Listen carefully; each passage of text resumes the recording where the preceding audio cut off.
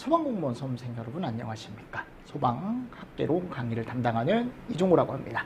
자, 이번 시간에는 저희 이제 점프 뒤쪽에 이어서 내용을 또 한번 나가보도록 하겠습니다. 자, 6번째 나오는 내용이 뭐에 대한 내용이 나오냐면요, 열량에 대한 내용이 지금 나오고 있습니다. 그쵸? 그래서 열이 얼마나 많으냐 또는 적으냐를 우리가 뭘로 나타난대요? 열량이라는 값으로 우리가 나타낸다 라고 되어 있고요. 그래서 열이 많으면 열량이 큰 거고, 당연한 거죠, 그죠? 그죠? 얘가 많으면, 얘가 적으면 열량도 작은 거겠죠. 근데 단위가 뭐예요? 킬로칼로리나 칼로리죠. 맞습니까? 이런 식으로 이제 되어 있는 거고요. 우리가 이제 비열이라는 걸 얘기할 때, 이거 제가 정의 뭐라 그랬죠, 여러분들? 어떤 물질이 있을 때, 어떤 물질 1g 또는 1kg을 1도씩 올리는데 필요한 칼로리. 그러니까 이게 g이면 칼로리, kg이면 킬로칼로리다 라고 제가 말씀드렸었죠. 그래서 비열값이 크면 그만큼 1도씩 올릴 때 필요한 열량이 큰 거니까 연소가 잘 안 되는 거고, 요게 작으면 연소가 잘 되는 거다라고 제가 설명을 드렸었습니다. 맞나요? 그래서 물 비열값은 당연히 암기를 해주셔야 되고, 제가 그리고 다른 물질과 비교했을 때 물의 비열값이 상당히 어떤 거다? 큰 값이다 라고 예전에 또 설명을 드렸었죠. 맞죠? 그래서 같이 좀 정리를 해주시면 좋을 것 같습니다. 자, 그리고 제가 지난 시간이 아니고 예전에 이제 뭐라고 했었냐면, 우리가 단위 환산값을 좀 알고 있으면 좋은데 1칼로리 정도가 이제 혹시나 이게 줄로 나올 수가 있어요. 줄로 좀 이렇게 바꿀 수 있다 그랬죠. 그렇죠? 맞죠? 여러분들 칼로리를 우리가 줄로 바꿀 때 한 4.2 또는 4.18 대략 쓴 거고요. 조금 더 정확하게는 한 4.18 정도 되죠. 그죠? 요것도 알고 계시면 좋습니다. 그래서 만일 킬로칼로리를 킬로줄로 바꾸고 싶어도 똑같이 4.18, 4.2 이런 식으로 가져가시면 된다. 그래서 물의 비열이 이만큼 크기 때문에 얘는 온도가 잘 오른다, 안 오른다? 안 오른다. 그만큼 열량이 많이 들어간다. 1도 올리는데. 맞습니까? 그래서 우리가 얘를 소화약제로 쓰는 겁니다. 라고 제가 예전에 설명을 드렸었죠. 맞죠? 자, 그리고 나서 또 이제 제가 열량 설명하면서 예전에 이제 뭐를 설명을 드렸었냐면, 요거를 설명을 드렸었다. 이거는 계산 문제로 언제든지 출제될 수 있습니다. 꼭 연습하셔야 돼. 요거 그래서 제가 연습 문제로도 많이 출제를 했었죠. 여러분들 한번 풀어보셔라 라고 해서 그래서 상당히 중요한 내용이고, 자, 현열량이라는 게 있고 또 뭐가 있다? 잠열량이라는 게 있더라. 현열량은 상태 변화는 없대요. 그죠? 근데 뭐만 있어요 지금? 온도 변화만 있대. 맞죠? 그래서 우리가 대표적인 물질을 내가 물이라고 했을 때, 물은 기본적으로 0도씨에서 몇 도씨에 끓어요? 100도씨에 끓죠. 맞죠? 그래서 우리가 이제 액체 상태의 0도씨의 물이 액체 상태의 100도씨의 물이 됐을 때 우리가 얘를 무슨 양이라고 얘기한다? 현열량. 그러니까 지금 보면은 뭐의 변화는 있어요? 온도 변화는 있죠. 온도 변화. 근데 상태 변화는 액체에서 어디로 가요? 액체로 가는 거지. 맞습니까? 그래서 얘를 우리가 현열량이라고 얘기하고, 자, 공식을 시멘트라고 제가 틀림없이 설명을 드렸습니다. 그래서 만일 물이다라고 하면은 여기다가 1 넣어주는 거지. 맞나요? 그리고 M은 뭐예요? 질량, 무게, 킬로그램 또는 그램 넣어주시고요. 그리고 비열값 아까 제가 말씀드렸죠. 1이다라고 했고, T는 이제 뭐예요? 온도차죠. 그러니까 만일 이런 문제다라고 얘기를 하면은 우리는 이제 시멘트다 라고 했을 때 비열은 어차피 1이에요. 근데 단위를 제가 킬로칼로리로 쓸게요. 얘가 있을 거고, 맞죠? 만일 내가 물을 1kg을 뿌렸대. 1kg. 그럼 1kg을 그냥 뒤에 어떻게 해주시는 거예요? 곱해 주시는 겁니다. 자, 그리고 나서 델타 T입니다. 델타 T는 온도차 100도씨. 맞습니까? 자, 해주시면 얘네들이 다 어떻게 된다? 지워지면서 단위가 뭐가 나와요? 킬로칼로리. 결국 우리는 이렇게 0도씨에서 100도씨까지 올릴 때 필요한 현열량 값이 얼마가 나오는 거예요? 이런 식으로 나오는 거죠. 맞죠? 100kcal 됐습니까? 자, 그리고 수증기 비열이 예전에 0.6 정도 된다 그랬어요. 그죠? 그리고 얼음이 0.5 정도 된다 그랬어. 맞습니까? 자, 근데 이게 책 같은 데 가보면 이거를 동일하게 0.5로 표현하는 책도 있거든요. 그래서 제가 예전에 뭐라 그랬냐면 이거는 문제에서 줄 거다라고 설명을 드렸습니다. 만일 수증기면 비열값을 문제에서 준 값, 뭐 0.6이면 0.6, 0.5면 0.5 대입해 주시면 되고, 얼음도 마찬가지 0.5라고 해서 C값이 달라질 수 있다라는 거, 이거 제가 예전에 설명을 드렸던 내용입니다. 그래서 물일 때 비열과 수증기일 때 비열과 얼음일 때 비열이 각각 다 어떻다? 상이하다라는 것만 여러분들은 조금 잘 알고 계시면서 넘어가 주시면 좋을 것 같습니다. 됐나요? 자, 그리고 아래 6번. 자, 이름이 뭐예요? 잠열량 또는 수문열이라고 나와 있죠. 그렇죠? 자, 얘는 지금 뭐가 있답니까? 얘가 있대요. 상변화가 있대. 그럼 상변화가 있다라는 건 고체가 액체로, 액체가 고체로, 그렇죠? 또 고체가 기체로, 이런 식으로 이제 상태 변화가 있다라는 거죠. 아까 물에서 물로만 갔잖아요. 근데 지금 뭐가 없답니까? 온도 변화가 없대. 맞죠? 그러면 여기 Q는 RG다. 요 G는 무게 킬로그램이죠. 그쵸? 맞습니까? 요 R 값이 우리가 이제 보통 얘기할 때 만일 물이다 라고 얘기를 했을 때 물이 수증기가 되는 걸 우리 뭐한다? 증발한다 라고 얘기하죠. 또 얼음이 물이 되는 걸 뭐라고 얘기해요?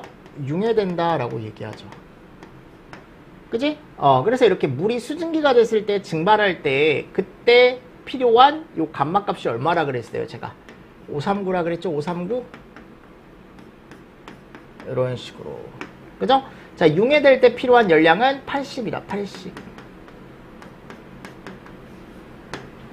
됐나요?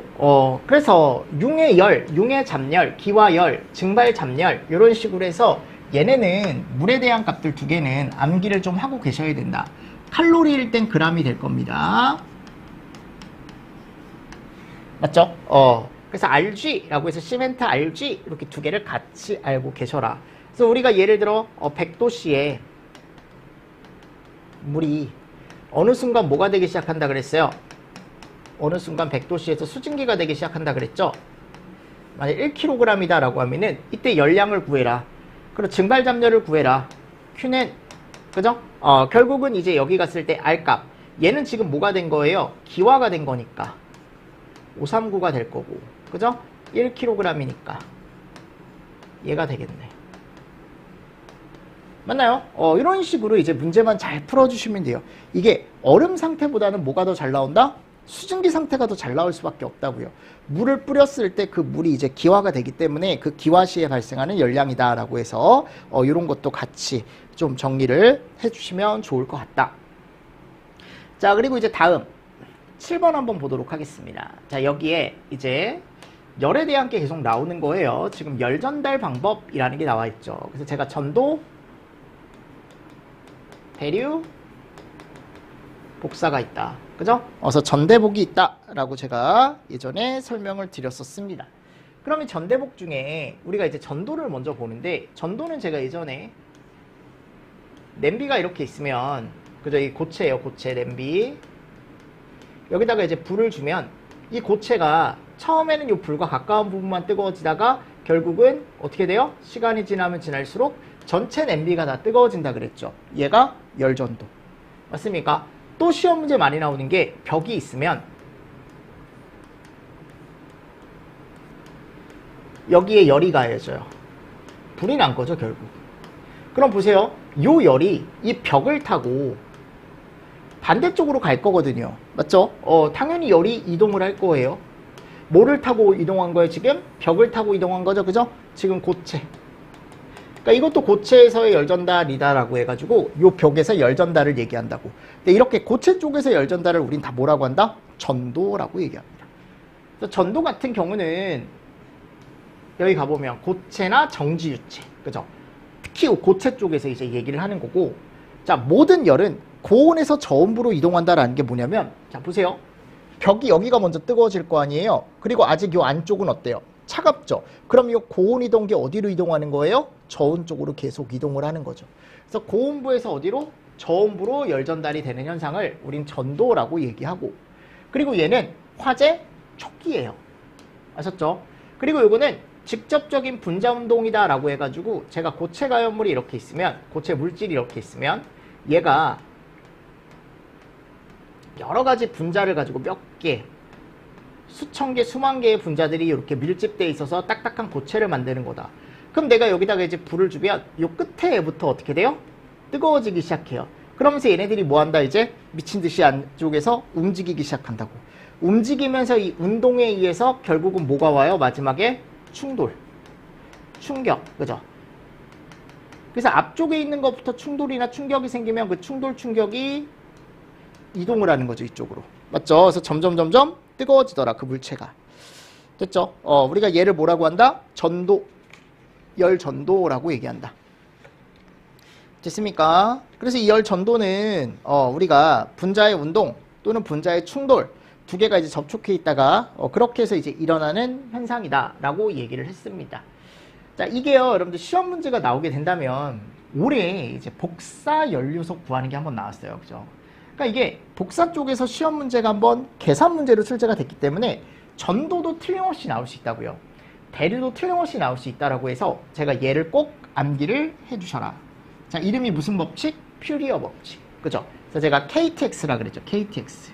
Q는 KT의 X. A 등급. 맞습니까? 해서 이 K는 뭐예요? 이거는 열 전달 계수. 이건 뭐에 따라 달라져요? 물체에 따라 달라져요. 즉, 고체라는 어떤 재료 있죠. 그러니까 내가 만일 이게 콘크리트야. 또는 얘가 이제 플라스틱이야. 또는 얘가 목재야. 그러니까 그거에 따라 달라진다고요. 그러니까 이걸 외울 수가 있을까요?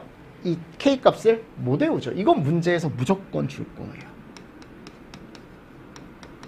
이제 단위가 얘가 이렇게 되어 있습니다. 와트에 메타의 도시. 이거 읽을 때 와트라고 읽으시면 돼요. W는 와트에 메타의 도시다. 그리고 위쪽에 델타 T. 요거는 이제 뭐예요? 아까 제가 그랬죠. 여기 뜨거운 부분이 있으면 여기 차가운 부분이 있을 거다. 그래서 온도 차를 위쪽에 넣어주시고 도시를 위쪽에 넣어주시고 전도에서 중요한 게 얘라 그랬어요. 그 물체에 뭐가 필요하다? 두께가 꼭 있어야 돼. 두께. 아셨죠? 그래서 두께를 아래다가 넣어주세요. 두께입니다. 두께. 그리고 마지막에 그 물체의 면적까지. 면적까지 넣어주시면 이게 단위가 메타 제곱이 지워지고 도시 지워지고 결국 뭐 나와요? 와트 나오죠. 와트. 맞습니까? 이거 여러분들 충분히 시험 문제 나올 수 있습니다. 제가 얘기했었죠. 이거 시험 문제 나올 수 있다고 예전에도. 그럼 얘를 만약 시험 문제를 내가 받았어요. 근데 뭐를 보통 주냐면 이제 벽을 주는 거야. 벽인데 벽이 이렇게 서 있대요. 지금 벽이 이렇게 서 있고 K 값이 1이고 그죠? 여기 면적이 열이 닿는 면적 A가 2래요. 2. 한번 적어볼게요. A가 2고 그리고 델타 T가 여기 T1 처음에 뜨거운 온도가 200도씨 여기 차가운 쪽이 100도씨 이렇게 지금 열이 나타났대. 온도가 지금 나타났고 그리고 여기 두께 여기가 10cm래요. 10cm. 아셨죠? 자, 그때 이 벽을 통해서 이동하는 전도열의 양은 하고 물어봤어요. Q를 물어봤습니다. Q. 그럼 어떻게 하시면 되냐면 K가 몇이라고요? 지금 1이래요. 1. 맞습니까? K 1이고요. 델타 T죠. 델타 T는 온도차예요. 그럼 100도 나죠. 자, 그리고 여기 자 보십시오. 지금 요 K라던가 또는 요 100도 마찬가지고 이제 뒤쪽에다가 내가 얘도 곱해줄 거란 말이야. 면적도 단위들이 미터가 들어가 있단 말이야. 얘도 이렇게 미터가 맞죠? 근데 얘 혼자 생뚱맞게 여기다 센치를 넣는다? 이거는 단위 환산을 할 때 말이 안 되는 거거든요. 그래서 여기다 꼭 몇을 넣어줘야 되냐면 0.1m를 넣어주셔야 돼. 무슨 말씀인지 아시겠죠? 그래야만 답이 나온다. 그래야만. 그래서 내가 1m는 몇 cm라 그랬어요? 100cm라 그랬잖아요. 그래서 얘를 0.1m로 바꿔야 된다라는 거. 그럼 이렇게 되면 이제 얘가 몇 와트가 나오냐면 2000와트가 나와요. 이게 계산 문제입니다. 이거는 충분히 여러분들이 뭐 계산기가 없어도 풀 수 있는 문제잖아요. 그쵸? 맞습니까? 네. 그래서 이런 문제가 나올 수 있다라는 거지. 자, 얘 이름이 뭐라고? 퓨리어 법칙. 퓨리어 법칙. 퓨리어 법칙. 됐죠? 잘 정리를 해 주십시오. 자, 그리고 나서 퓨리어 법칙에서 하나 더 갈게요.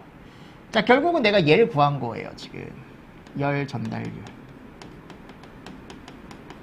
근데 이 열 전달은 뭐에 의한 열 전달? 전도에 의한 열 전달량 와트를 구한 거죠. 근데 만일 문제에서 얘를 구하래.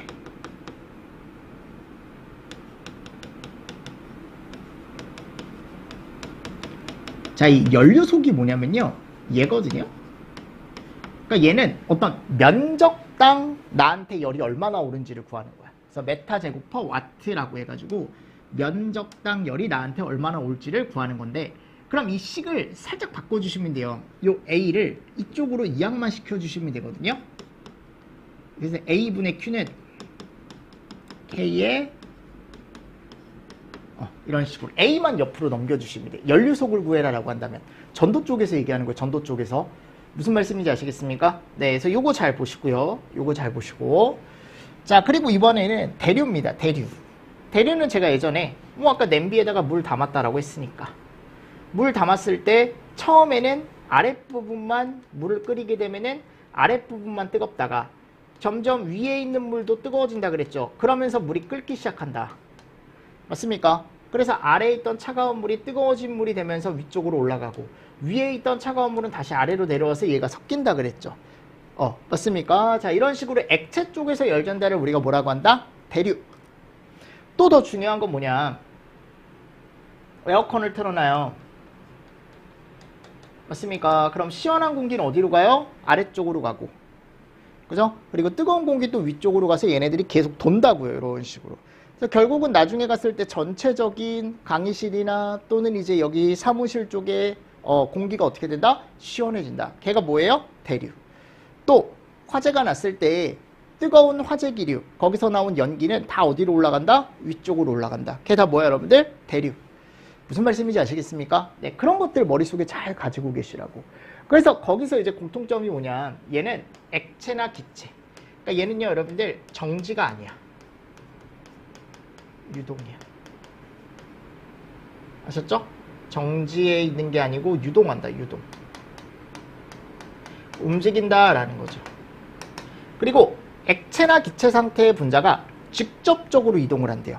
뭔가 안쪽에서 자기들끼리 정지된 상태에서 움직이면서 옆에 충격 이렇게 주는 게 아니고 전도처럼 얘는 직접 본인이 움직인대요. 그죠? 분자의 직접 이동으로 열 전달이 된다라고 되어 있고, 제가 요거 잘 보시라 그랬죠. 감지기나 헤드의 가멸부에 어떻게 보면 열이 전달되는 원리도 다 뭐다? 대류다. 그리고 이렇게 뜨거운 공기가 위쪽으로 올라가는 걸 무슨 역이라고 얘기한다? 우리 부력이라고 얘기한다. 부력. 그죠? 이런 것들이 다 뭐다? 대류다. 맞나요? 꼭 알고 계셔야 되고, 얘도 대류열을 구하는 공식이 있습니다.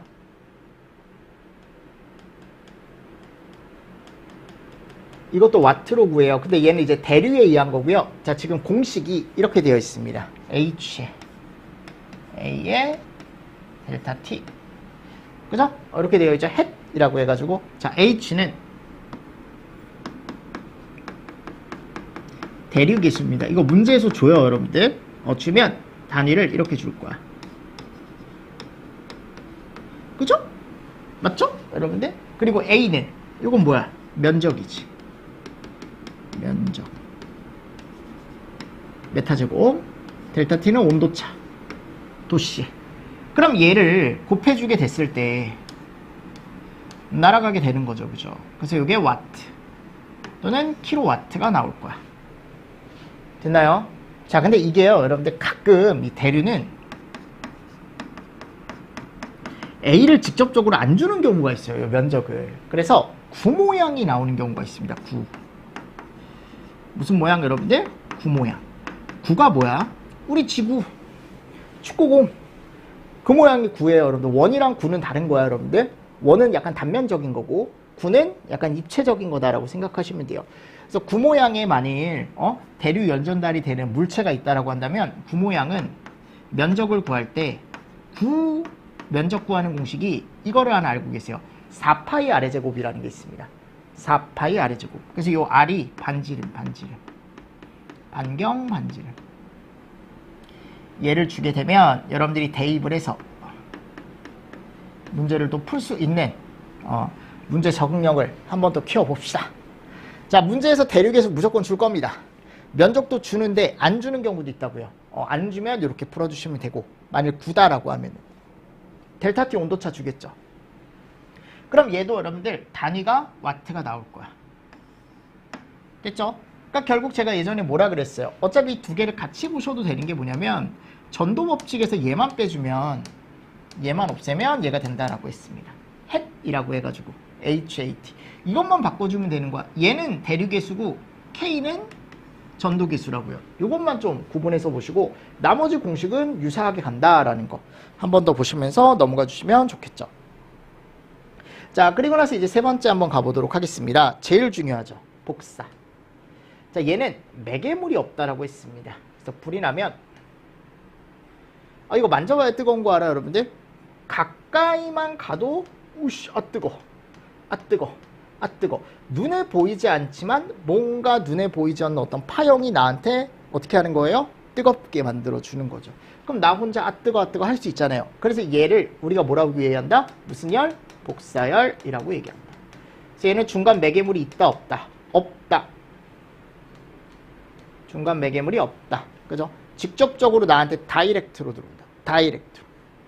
그리고 복사열은 절대 온도의 자식, 이거 진짜 중요하다라고 제가 말씀을 드렸었죠. 그래서 내가 만일 절대 온도가 2배가 됐어. 오해하지 마십시오. 2배가 됐어요. 그러면 복사 열량은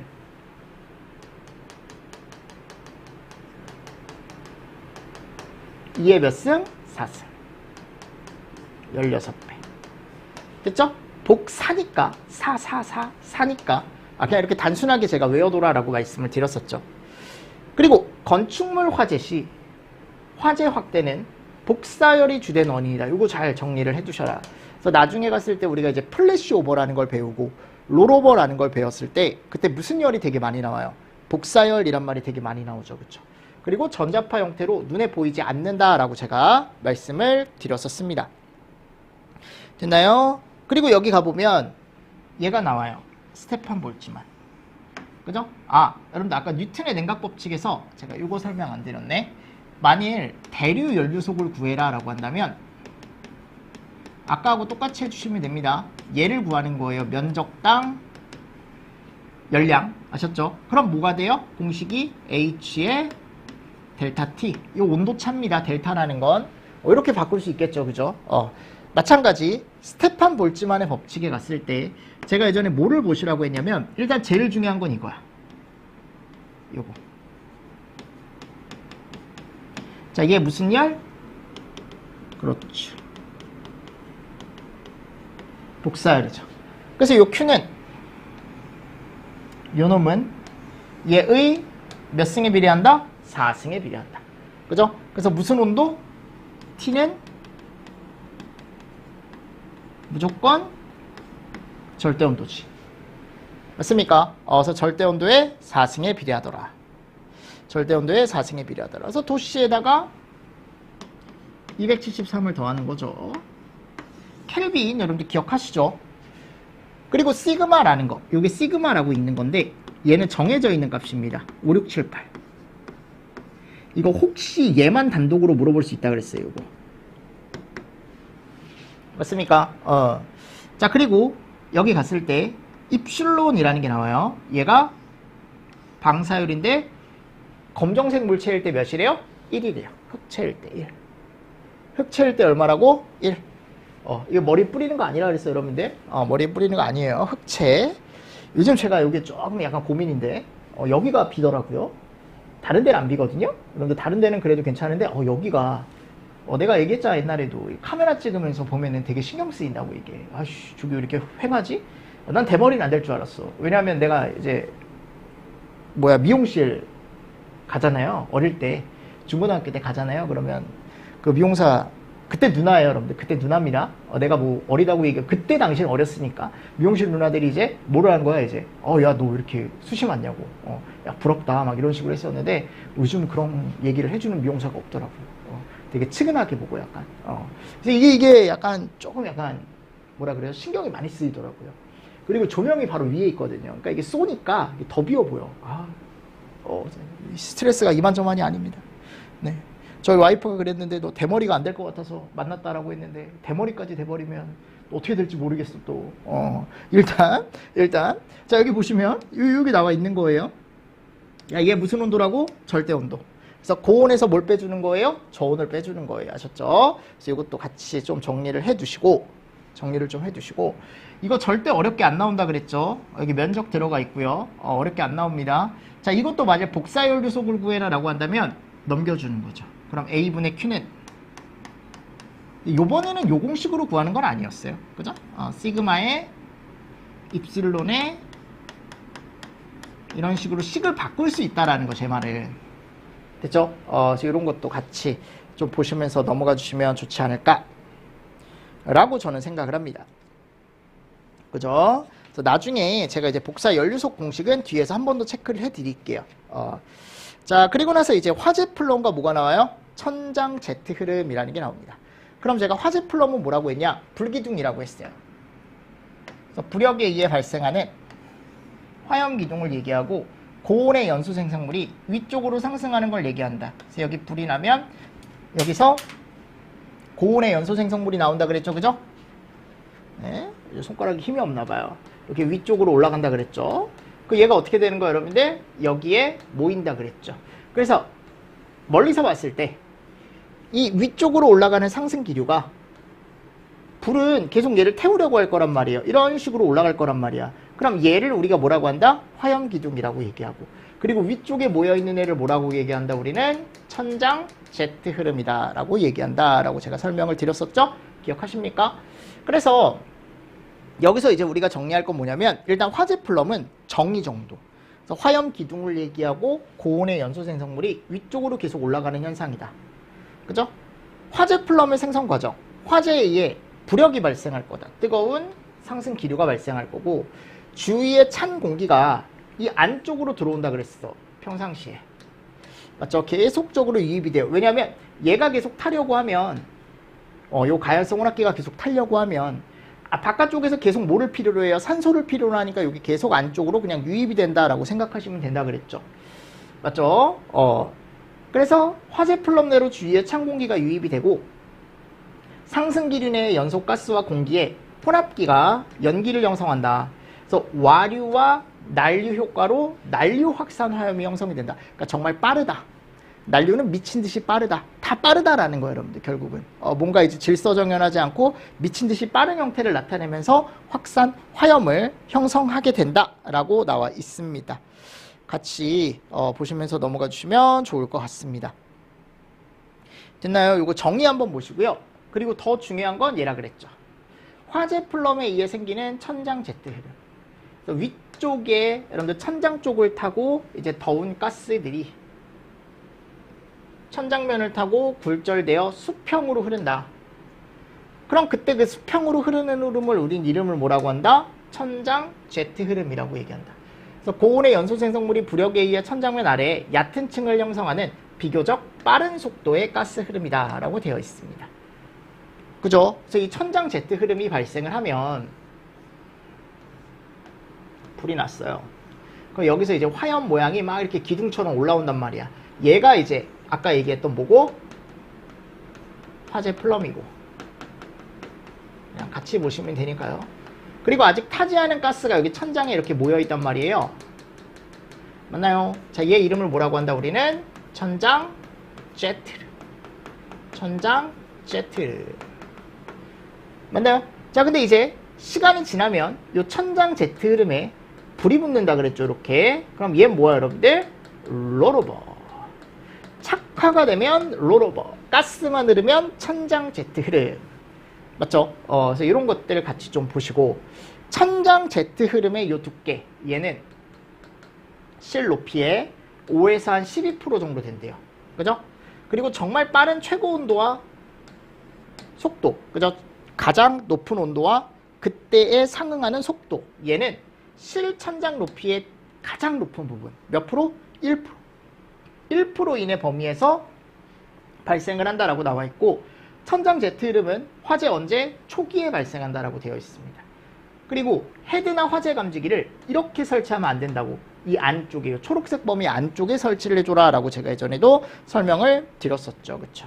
그래서 이 천장 제트 흐름은 별도로 얘만 보시는 게 아니고 같이 묶어서 보시는 게 좋습니다. 아까 얘기했던 무슨 오버랑 롤오버랑 같이 묶어서 보시는 게 더 좋은, 어떻게 보면 공부 방법이 될 수 있다라는 거죠. 됐죠? 그래서 최근에 요 천장 제트 흐름과 그리고 롤오버에 대한 설명이 이미 출제가 됐습니다. 근데 뭐 단독으로 나온 건 아니고 어떻게 이제 보기로 여러분들 출제가 됐었으니까 그런 식으로 또 문제가 나왔을 때 문제를 또 풀어주실 수 있게 연습을 좀 해가시면 좋을 것 같고요. 자, 다음에 가보면 이제 심화이론 체크하기가 나와요. 그죠? 그럼 이 심화이론 체크하기는 제가 조금 쉬었다가 여러분들 하고, 그리고 OX 정리하고, 그리고 뒤에 나와 있는 우리 이제 폭발로 한번 또 가보도록 하겠습니다. 아셨죠? 자, 이번 시간도 여러분들 수고 많으셨습니다. 수고하셨습니다.